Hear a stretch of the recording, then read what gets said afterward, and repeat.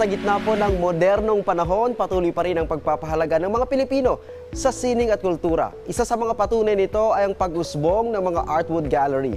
Kung kaya't silipin natin ang inspiring story na dala ng Artwood Gallery business owner na si Daniel Flores. Dito lang sa Negosyo Tayo.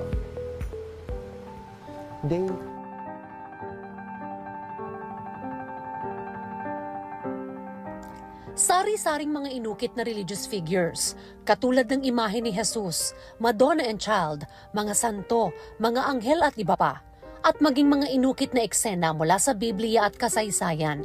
Yan ang makikita sa Artwood Gallery ni Daniel Flores. Si Tatay Daniel ay ang anak ng tanyag na manguukit na si Juan Flores.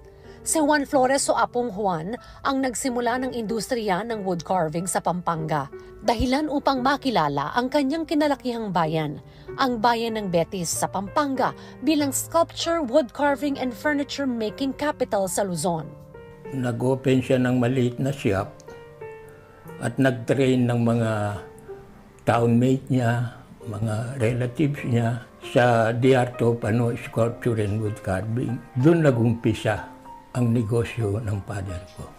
Si Apong Juan ay ang kinikilala ngayon bilang Father of Pampanga Sculpture and Wood Carving dahil sa kanya mga obrang muebles na may inukit na disenyo, lifelike religious icons at bust o sculpture ng mukha ng mga religious figures na highly recognized locally and internationally. Yung wooden chandelier, hanggang ngayon nakalagay doon sa Malacanang Palace, ceremonial hall ng Malacanang Palace. Nonor siya sa Australia, matagal ako sa Spain, dahil binigyan din siya ng award sa Toronto, Canada. Nang pumanaw si Apong Juan noong taong 1992, bagamat 4 silang magkakapatid, si Daniel na ang nagmana at nagpatuloy ng kanilang negosyo. Hindi man niya minana ang galing sa pag-ukit ng kanyang ama, mas pinagtuunan na lamang niya ng pansin ang pagmamanage ng kanilang negosyo. May mga gawa rin ako pero hindi magaganda. Tumigil na lang ako. Kasi kung iambing mo doon sa trabaho ng father ko, which he was inborn ng talent niya, malayong-malayo.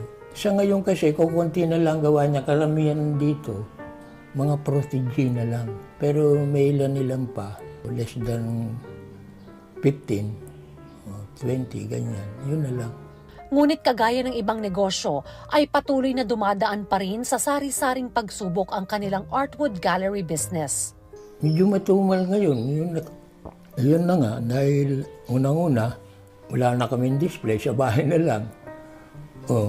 Hindi ka mukha kung meron kang window display, maraming nakakaano.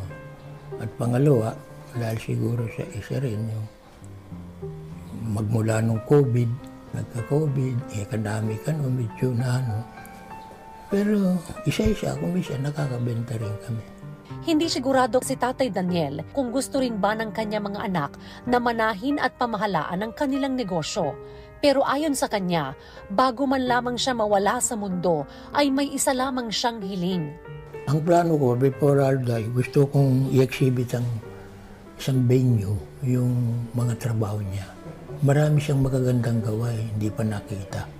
I'd like to invite you to see some of the works of my father. Talagang ibang-iba. Hindi lamang basta-basta negosyo ang iniwan ni Juan Flores sa kanyang anak na si Daniel. Iniwan niya rin ang kanyang mga alaala at ang kanyang legasiya.